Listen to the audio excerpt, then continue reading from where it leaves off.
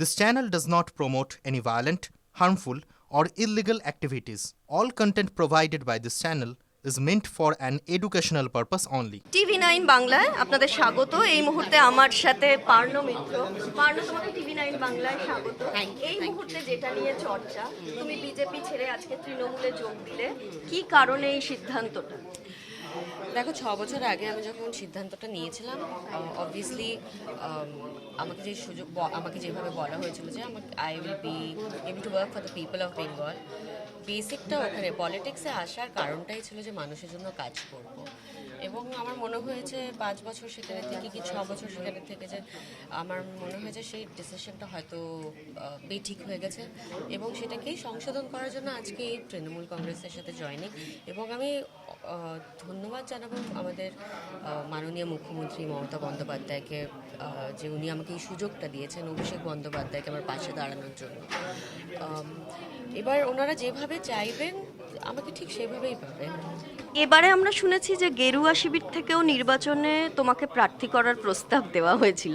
খুব স্বাভাবিকভাবে এই প্রশ্নটা আসে, তৃণমূলে তুমি যোগ দিয়েছো, এবার নির্বাচনে তোমাকে প্রার্থী করা হবে কিনা, এই বিষয়ে তুমি কতটুকু জানো বা এই প্রমিসটা পেয়েছো কিনা তাদের থেকে?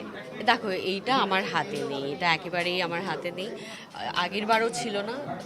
এবং এটা তো দল ডিসাইড করবে, ম্যাডাম সিএম ডিসাইড করবেন, অভিষেক ব্যানার্জি ডিসাইড করবেন, এবং বাকি যারা বড় বড় নেতারা রয়েছেন, যারা কমিটিতে রয়েছেন, তারা ডিসাইড করবে। এটা তো আমার হাতে নেই, এবং এটার জন্য আমি মুখিও নেই। মানে whatever responsibility is given to me, I would like to just take forward, go forward with that.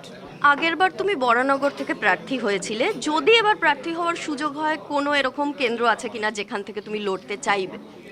না না, আমি এরকম কিছুই ভাবিনি। আমি জাস্ট কাজ করতে চাই।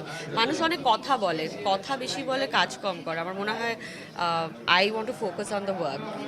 মনে হয় যে কোথাও গিয়ে একটা মেন্টাল গ্যাপ তো ছিলই, কারণ আমরা বড়ই হইনি ওই ভাবনা চিন্তা নিয়ে।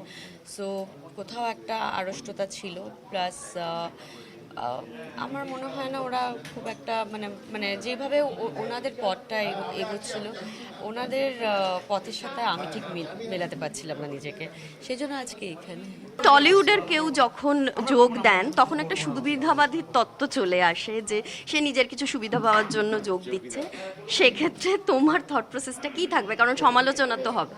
দেখো, মানুষ তো সব কিছু নিয়েই সমালোচনা করে, তো মানুষ কি বললো সেটা তো I can't control, right? I can only control my own actions, and আমি জানি আমি কেন এখানে আজকে আছি, কোনো সুবিধের জন্য নেই আলাদা।